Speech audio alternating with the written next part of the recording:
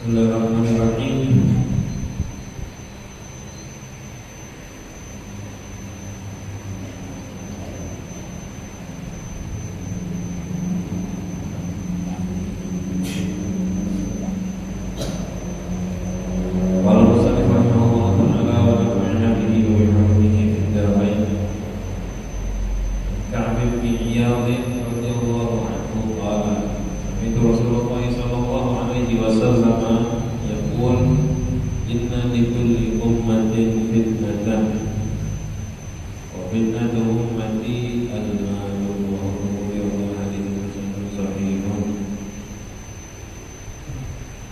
Alhamdulillah, masyaallah, alhamdulillah, kita berkumpul bersama-sama. Nanti kita membaca kitab sampai hadis ke-25 dari bab Fadlus Zuhud. Diriwayatkan dari Sayyidina Ka'ab bin Iyad, Rasulullah sallallahu alaihi wasallam bersabda, "Inna likulli ummatin fitnatan." Sesungguhnya setiap umat punya fitnah, artinya ujian. Setiap umat itu ada bala, ada ujiannya. Fitnah ummati al-mal, dan fitnah umat bersama Rasulullah al-mal. Setiap umat itu ada ujiannya masing-masing. Fitnah kita umat Nabi Muhammad SAW adalah harta. Artinya kita diuji. Ada yang diberi harta, dilihat bagaimana mereka menggunakannya. Ada yang tidak diberi harta, dilihat bagaimana sabarnya mereka. Itu ujian Nabi Muhammad SAW. Ada sebenarnya beberapa ujian yang lain. Ini ketika disebutkan setiap umat punya ujian yang umat Nabi Muhammad harta itu jelas artinya ujian terbesar. Kebanyakan umat ini.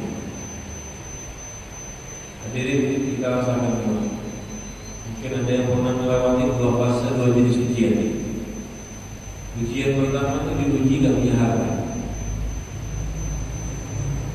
Bagaimana sabarnya kita, tabahnya kita, tidak mengeluhnya kita.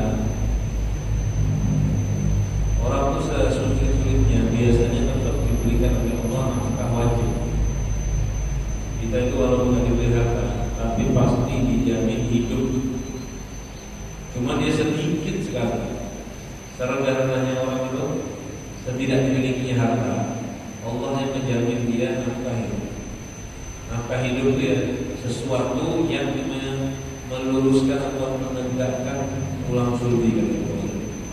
Ini rezeki yang tidak mungkin dihilang. Bahkan hewan aja dapat. Hewan dengan kebodohannya kan tidak ada akal. Cuma punya insting. Mereka masih bisa hidup. Nah ini wajib ditawakali sebagian dari sini. Dan Ghazali yang ragu bagian ini tidak tawakal, berbahaya. Tadi diragukan keimanannya. Manusia betul semiskin-miskinnya orang, masalah hidupnya ditanggung oleh Allah. Walaupun mungkin tak punya rumah, walaupun mungkin cuma punya baju satu, walaupun bagaimanapun, tapi hidup tetap tidak. Gimana dia nggak tahu makan sedikit sekali. Yang penting dia dijamin hidup. Itu semua makhluk hidup dijamin makannya. Jelas ya. Soalnya kalau Allah SWT dalam Al-Quran menjelaskan, "Mamin dabbatin fil ardi illa 'ala Allahi rizquha." Tidak ada hewan melata di atas bumi, makhluk melata di atas bumi kecuali rizkinya dijamin oleh Allah. Cuma ada yang tadi miskin dan ada sedikit sekali. Ini ujian. Dilihat apakah dia masih bisa menyembah Allah dalam ujian tersebut. Apakah dia bisa sabar atas kekurangan, syukur atas yang dimiliki walaupun sedikit. Kalau dia berhasil, berarti dia lulus dalam ujian tadi. Salah satu cara dia sukses ujian kemiskinan, ujian yang punya apa-apa, itu adalah merasa tidak berhak lebih dari itu. Ini nanti dari selanjutnya menjelaskan. Jadi saat kita tidak punya apa-apa, biar kita itu lebih bisa sabar, bisa lulus di ujian ini, kita nggak boleh punya rasa saya harusnya kaya, saya harusnya punya ini, nggak boleh. Jadi kita dapat apa? Syukuri. Memang saya berhaknya ini, kalau saya nggak berhak lebih. Walaupun tetap kita rajin usaha, cuma di hatinya terasa ini yang saya berhak. Saya nggak punya ada hak apa-apa. Nah, saat kita meyakini itu, kita akan merasa berhak. Kita akan gampang sekali terima dan lulus. Walaupun mungkin usaha yang mencari ya, tapi kita merasa tidak berhak apa-apa. Sama kayak kita mungkin nakramin orang lain, kita nggak berharap apa-apa dari hartanya, maka kita berenak. Tapi kalau kita berharap dari hartanya, oh kita nggak akan benar. Kalau kita berharap dikasih, berharap diberi dan sebagainya, kalau nggak dikasih kita bakal marah sama dia. Kalau dikasih kita nggak terima, akhirnya rusaklah hubungan kita dengan dia. Begitu juga kita sama Allah Subhanahu Wa Taala. Kalau kita nggak merasa berhak apa-apa, Allah mau ngasih rezeki, alhamdulillah. Allah kasih, memang saya nggak berhak. Memang saya tidak berhak. Nah, saat sadar ini, saat sadar seperti ini, insya Allah lebih gampang sabar atas tidak memiliki rezeki. Nah, itu fitnah tidak punya. Fitnahnya harta yang kedua, fitnah punya. Punya itu fitnah besar hari. Fitnah itu punya besar. Apa fitnah? Punya itu fitnah besar. Punya harta itu memiliki harta banyak, fitnah besar. Apa fitnahnya? Menggunakannya di jalan yang diridhoi oleh Allah terutama. Itu syukurnya harta. Syukur harta apa? Menggunakannya di jalan yang diridhoi oleh di jalan yang halal. Soalnya harta yang jadi, kalau sudah banyak, penggunaannya itu riskan kepada yang salah. Karena yang halal dipakai itu sedikit. Senang-senang di dunia itu yang halal terbatas. Senang-senang di dunia ini yang halal terbatas. Banyaknya apa? Haram dan syubhat. Makanan juga begitu, minuman apapun, kerjaan juga sama, banyak haramnya. Kalau kita pakai, kita punya harta, berarti kita ini harus hati-hati. Seakan-akan kita berjalan di daerah yang banyak berduri, itu kita tidak punya harta lagi. Sekarang dia mau makan, makanan yang haram itu banyak, makanya sampai harus di-stempel itu kan gitu kan gitu. Kenapa? Karena banyaknya haram. Banyak yang tanya, kenapa harus stempel halal kan gitu? Yang halal kan ada omongan seperti dari harusnya kan yang haram stempel, yang halal dibiarin. Kebalik. Ini soalnya kenapa yang kita dikasih stempel halal, yang haram nggak di stempel? Kenapa? Yang banyak tuh nggak di stempel. Kan begini kan, kita saat pilih yang bagus-bagus dikasih tanda, yang jelek nggak dikasih. Kenapa? Karena yang jelek bisa lebih banyak. Nah, itu sistemnya kenapa kita pakai seperti itu. Karena yang haram itu banyak sekali. Ini contoh aja, misalnya saya membahas stempel MUI atau stempel halal ya. Kenapa mau dipilih sama ulama kita yang dikasih label halal bukan label haram? Karena memang penyebabnya kita itu memilih yang halal, memetik yang halal di antara banyak yang haram. Karena yang diambil sedikit, yaitu yang dikasih stempel halal. Coba biar ada 1000, yang ambil 10 halal. Ini stempel kira-kira yang mana? Paling nyamannya 10 aja. Yang 990 nggak usah distempelin, capek-capekin aja. Kalau dia masih stempel yang haram 900 lebih, malah tolak. Dan dunia itu nyatanya aslinya begitu. Mungkin alhamdulillah lingkungan kita masih banyak halalnya kan, makanan-makanan lokal, karena kita mayoritas muslim. Tapi kalau mau dibandingkan seluruh dunia, susah. Kita juga di daerah mayoritas muslim masih banyak sesuatu yang syubhat, bahkan masih banyak yang haram. Bukan haram-haram dilakukan, nyata jelas-jelas haram. Masih banyak. Nah itu dia ujiannya orang yang punya harta itu mau makin buat apa? Terbatas. Nanti dia pergi keluar negeri daerah yang campur aduk makanya. Mau beli pakaian yang bagus-bagus yang indah-indah, rawan buta aurat. Pergi ke tempat hiburan, rawan macam-macam maksiat. Maka harta itu kebanyakan gitu arahnya juga. pemilik-pemiliknya menggunakan harta sia-sia atau mubazir. Karena keperluan hidup dia ini, contoh kita hidup kan makan kita ini paling banyak 3 kali sehari udah hidup. Walaupun kita seharusnya sehari sekali aja makan udah hidup. Sehari kita sekali makan hidup, dan itu bukan wah sekali gimana ya. Kalau orang luar biasa gampang makan sehari sekali itu banyak. Sehari sekali makan banyak dan udah sangat-sangat cukup. Makan 3 kali itu sebetulnya diatur jumlahnya. Mungkin kalau kayak satu piring dibagi 3 kali seperti itu. Cuman itu contoh. Kalau kita jatah perut kita segimana, lalu kita punya harta banyak, kira-kira isinya kayak apa? Kita perut kita kan terbatas. Terus kita mau beli makanan macam apa? Ujung-ujungnya kalau harta kebanyakan jadinya mubazir. Makanya sampai ada restoran yang sangat mahal, makan ada yang sampai 1 kali makan 2 juta, 3 juta. Padahal itu kalau dikasih ke keluarga tidak mampu bisa jatah 1 bulan.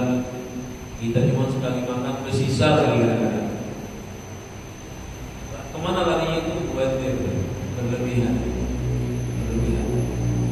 Kadang-kadang kalau pakai mungkin sekali makan jutaan. Itu ujiannya di situ. Larinya kemana duit ini? Buang sia-sia. Makanya ujiannya kepada Rasulullah itu apa? Yang tadi pertama tidak punya, yang kedua punya. Dan ujian punya harta itu lebih berat daripada tidak punya. Ujian punya harta lebih repot. Kita itu saat punya harta, ujiannya menahan nafsu, menahan diri agar tidak mengejar yang haram. Tapi kalau sudah punya, ujiannya lebih banyak, lebih kompleks, macam-macam. Kalau yang tak punya, kan pikirannya ngejar biar dapat. Kalau udah punya, lain, ada 2. Menggunakan yang ada, itu ujiannya, dan masih mengejar lain. Subhanallah ya. Orang tuh kalau sudah punya harta, jangan dikira udah lewat proses mengejar. Nah, mengejar tuh nggak bisa berhenti. Jadi masih sama saat dia miskin, dia menghayal, dia berangan-angan, dia mengejar harta. Saat dia kaya pun masih ada itu pikirannya, mengejar terus, kurang, usaha harus tambah dan sebagainya. Itu ujiannya masih ada. Ujian menambah harta masih besar, masih banyak. Bahkan kadang-kadang saat belum punya, mengejar harta dengan cara yang halal. Saat sudah punya, kan dia ngejar nambah lagi. Ini kadang-kadang sulit dengan cara yang murni halal. Karena nambah ini lebih repot daripada yang awal. Akhirnya mencoba segala cara. Jangan dikira orang kalau sudah sangat kaya selesai. Apa ya? Tambah apa? Tambah ini, tambah ngejarnya. Plus dia udah punya harta yang ada, memakainya. Ujiannya di situ. Jadi ujiannya malah double. Orang ketika nggak punya harta itu ujiannya mungkin terasa kekurangan dan ingin dapat. Orang yang udah punya harta masih tetap pengen dapat harta tambahan dan ujiannya menggunakan harta yang ada. Sehingga di antara 2 ujian ini, yang punya adalah yang punya, paling berat yang punya. Paling berat yang punya. Makanya para salaf, para sholihin, ketika nggak punya harta mereka malah bersyukur, terima kasih. Kenapa? Lebih ringan, lebih mudah ujiannya. Bahkan mereka kalau ada fakir langsung ngomong marhaban bisyiari kemudian selamat datang syiarnya para nabi dan syiarnya para wali. Saat gak punya menganggap itu syiarnya nabi dan wali.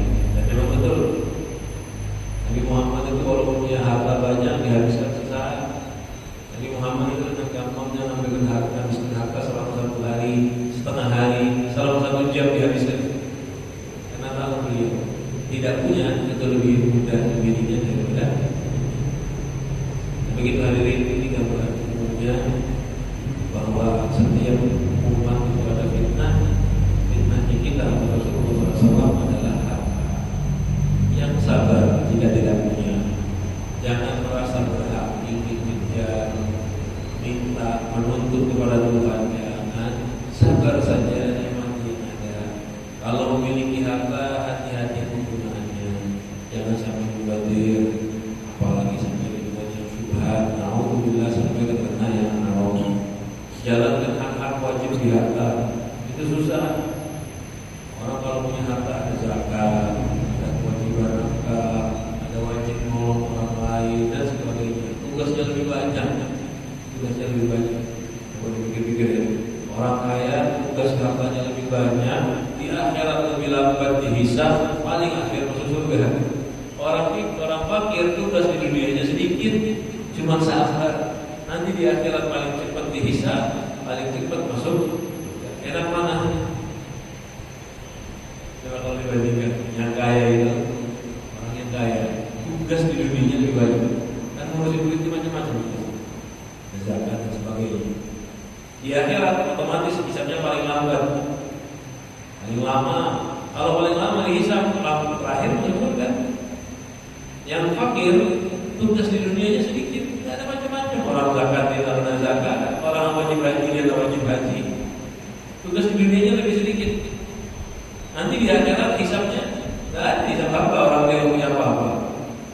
Paling ringan lah hisabnya. Masuk surga yang paling cepat, lebih cepat daripada yang lain, daripada yang memiliki harta. Enak mana?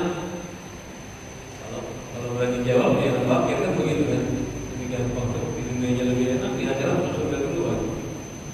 Makanya kalau orang-orang soleh, mereka kena fakir, mereka malah berterima kasih syukur kepada Allah. Kalau kita mungkin nggak berani gitu. Kita paling tidak, kalau kita ngakali, apa kita ngakalinya? Ya Allah, beri rezeki belum yang banyak, masuk surga tanpa hisab. Sebetulnya kontra itu ya. Itu ada dua hal yang kontra. Minta diberi rezeki yang banyak, tak dihisab. Itu dua hal yang kontradiksi sebetulnya. Tapi ini kontra bukan kontra yang wajib. Artinya masih bisa kalau Allah mau, atau bisa melakukan. Lain kayak contoh orang kafir. Apa namanya? Ya Allah, saya mau maksiat tapi saya mau masuk surga. Itu tak mungkin kalau. Ya Allah, saya pengen hidup di dunia enak-enak, syahwat bebas, tapi saya mau masuk surga. Itu tak mungkin. Itu kontra pastinya. Jadi nggak mungkin bisa didapatkan keduanya. Orang mau hidup enak, maksiat semaunya, tapi mau langsung masuk surga. Tapi kalau kayak kita tadi, kalau saya kepingin rezekinya lancar, masuk surga cepat tanpa hisab. Memang aslinya itu secara ringkas pemikiran kita nggak masuk akal digabung. Tapi bukan mustahil. Bisa saja kalau Allah mau. Mudah-mudahan kita dimudahkan untuk membahas urusan. Nah, hadis selanjutnya ini menjelaskan, mempermudah bagi orang yang pas-pasan agar tidak menuntut lebih dan agar kita tuh sabar dan mengejar berlebihan. Dan Nabi Umar, yaqulu Abu Abdullah wa Hulairah Utsman bin Affan radhiyallahu anhu. Dari Sayyidina Utsman bin Affan bin Abdul As radhiyallahu anhu.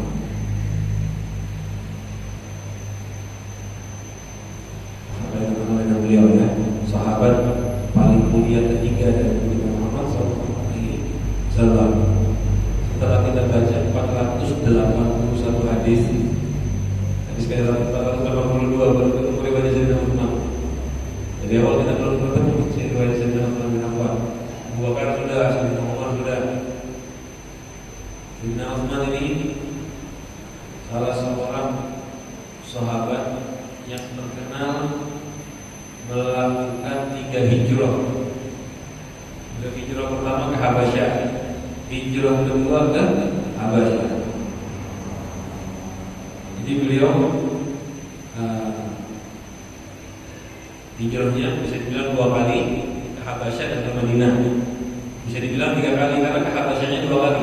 Ke Ethiopia balik, pergi lagi ke Ethiopia, balik ke Madinah. Jadi hijrah 3 kali.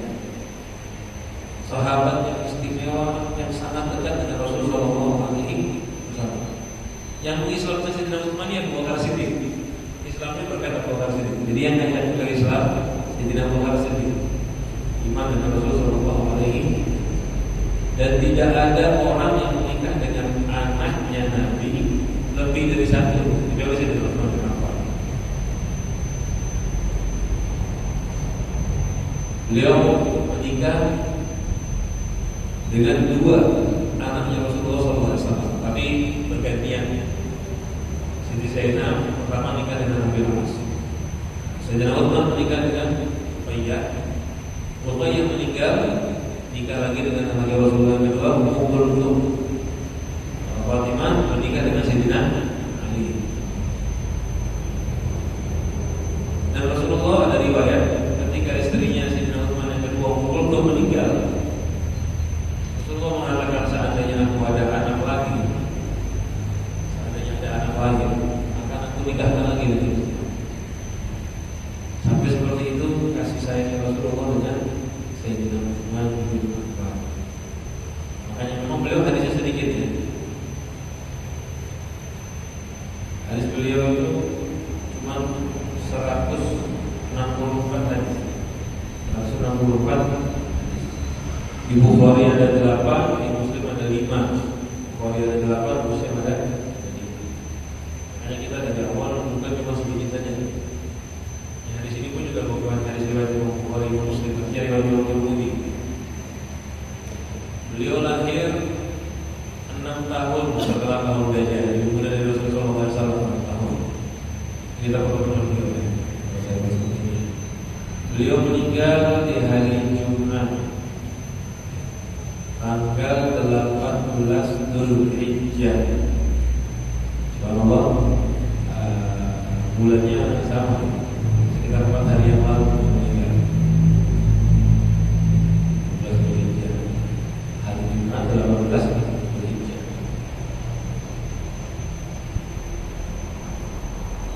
Umurnya beliau 90 tahun. Umurnya beliau 90 tahun. Jadi harus ditanya, beliau sahabat istimewa yang dijamin surga oleh Rasulullah SAW. Sahabat Rasulullah itu banyak yang dijamin surga, tetapi ada 10 khusus yang Rasulullah kabarkan surga. Salah satunya adalah Sayyidina Utsman bin Affan. Beliau memiliki macam-macam keistimewaan. Beliau haji 10 kali. 10 kali. Di zaman itu Sayyidina Utsman termasuk banyak. Mungkin kalau yang lebih muda dari Sayyidina Utsman, ada yang lebih banyak seperti Abdullah bin Umar, haji sampai 60 kali.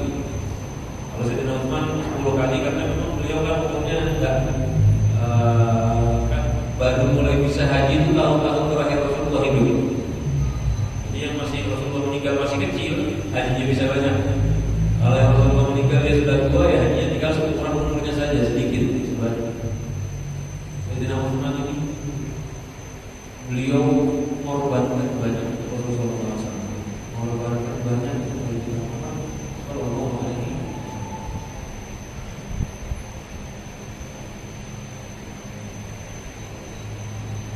Hartanya, pikirannya,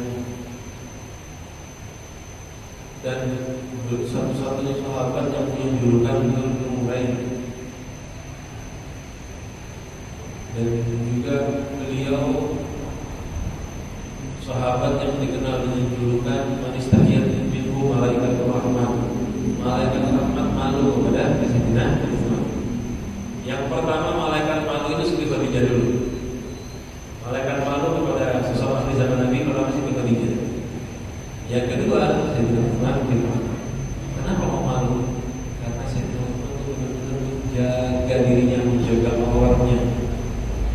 Pernah Rasulullah duduk dengan kaki yang agak terbuka sedikit, bukan sampai lututnya kelihatan. Sahabat masuk tidak berubah. Utsman masuk langsung berubah dari ke kakinya Rasulullah. Memang begitu ya. Kita ini ketemu orang yang sopan, kita berusaha lebih sopan. Ketemu orang yang pemalu, kita juga ikut malu. Seperti itu. Bagaimana ceritanya Rasulullah SAW? Dan Sayyidina Utsman ini salah satu sudah dikasih riwayat, dikasih penjelasan oleh Rasulullah SAW, bakal terkena bala sebelum meninggal. Apa itu balanya? Terkena fitnah. Sampai-sampai fitnah itu, alhamdulillah ya, ada kelompok yang sampai sekarang menjadi Sayyidina Utsman. Sampai sekarang. Sayyidina Utsman itu meninggal dikuburkannya paling jauh. Kalau sampai paham kan Rasulullah bersama Abu Bakar bersama Umar. Sama Abu Bakar dan Umar. Kalau Sayyidina Ali kan meninggal di perang, makanya dikuburkan di tempat sebenarnya darurat. Sayyidina Utsman itu meninggal di Madinah. Harusnya dikubur baru, karena Sayyidina Rasulullah, Abu Bakar, Umar, Utsman. Tapi ditaruh di baki, dan bukan bakinya tambahan baki di belakang. Kalau sekarang masuk baki. Di baki itu kalau dia masuk baki, pertama istri Rasulullah, anak-anaknya Rasulullah, yang perempuan, yang laki, ada istri Rasulullah. Ada Siti Aisyah, ada paman-pamannya Nabi, dan anehnya Sayyidina Utsman dikuburkan paling jauh paling belakang karena memang fitnah. Sampai sekarang aja sampai dijaga polisi, jarang bisa mendekati ketua Sayyidina Utsman. Jaga kenapa? Ada sampai sekarang aliran sesat yang kurang ajar dengan beliau. Bahkan kalau melewati kuburannya dulu dari kuburan itu, bayangkan kejinya aliran ini. Mereka mengaku cinta keluarga Nabi. Mereka namanya Syiah itu artinya pecinta keluarga Nabi Muhammad SAW. Tapi Sayyidina Utsman itu menantunya Nabi, anaknya Nabi, menantu dia anak. Begitu kepada Sayyidina Utsman. Jadi pengakuan mereka cinta anaknya Nabi palsu. Sayyidina Utsman itu menikah dengan dua anaknya Nabi, bayangkan. Kurang apa itu kan? Sebabnya kalau mau kita akui berarti kan kita paman, kita turunannya itu berarti pamannya menikah dengan Sayyidina Muhammad, Sayyidina apalagi kalau bukan keluarga Nabi beliau, tapi dicaci, dilukai. Hadirin hati-hati ya, itu fitnah berbahaya, dan jangan sampai yang terpancing ikut-ikutan dengan hal ini. Kadang-kadang tuh mereka punya cara, punya sistem mendekati kita. Sistemnya apa? Berbohong, pura-pura datang ke kita pecinta Nabi, kita pecinta keluarga Nabi, tapi menentang Sayyidina Utsman, menentang beberapa sahabat. Bahkan kalau aliran ini bukan Utsman aja yang dicaci, Abu Bakar dan Umar pun sama. Dia nggak mau sahabat-sahabat itu. Pokoknya sahabat dari Sayyidina Ali sama yang dia mau saja. Itu bohong, itu fitnah. Sahabat semuanya begitu. Ini penting, khususnya akhir zaman ya. Apalagi kayak zaman sekarang kan kita zaman orang nggak paham dan ikut-ikutan media. Ikut-ikutan media, hati-hati. Mereka itu punya negara yang mendukung mereka. Jadi dia jangan ikut-ikutan mendukung negaranya mereka. Jadi ada negara-negara yang memang akidahnya akidah ini, akidah sesat. Bahkan banyak dari yang ini bukan cuma sesat saja, kafir keluar dari Islam. Saat mereka mengingkari persahabatan Abu Bakar, kufur. Dan mereka juga di keyakinannya mereka ada yang meyakini Al-Quran itu nggak lengkap. Al-Quran dibilang salah. Ini bukan perbedaan fikih, perbedaan akidah. Perbedaan akidah. Jadi mereka kadang-kadang meyakini Al-Quran itu kurang banyak, banyak dari akidahnya mereka. Dan alhamdulillah kalau yang lihat ceramah-ceramah ulama-ulamanya, isinya kadang-kadang jadi mati sahabat, jadi mati istri Rasulullah, khususnya Siti Aisyah. Lihat, coba cari ulama-ulama yang negaranya dari Iran, karena negaranya ini. Sekarang kan banyak muslimin mendukung negara itu kan. Coba pelajari. Ulama-ulamanya nanti ada yang caci maki sahabat-sahabat Rasulullah, ceramah mengatakan Siti Aisyah dibakar di neraka sekarang mereka. Ada lagi sesat kita. Gak usah ikut-ikutan mendukung, gak usah caci maki, diam aja sudah. Karena kita ini kadang-kadang yang didukung takutnya aliran sesatnya tadi yang mengingkari Al-Quran. Jadi bisa jadi yang perang ini kafir sama kafir. Satu kafir memang asli kafir Amerika, satu kafir Muslim berkedok kufur. Karena dia ingkar sama beberapa hal di Islam, ingkar sama Al-Quran. Dan itu bagian tadi. Sampai memudah itu, pokoknya sih kamu berdebat. Kita kaget pas kita cerita begitu. Bisa sampai seperti itu, kejinya, kejarnya. Kenapa? Itu pemikiran bukan pemikiran orang Islam. Orang yang di hatinya sudah tidak ada iman sampai berarti kayak gitu. Nah itulah fitnahnya yang ada pada Sayyidina Umar. Kenapa? Rasa sampai sekarang.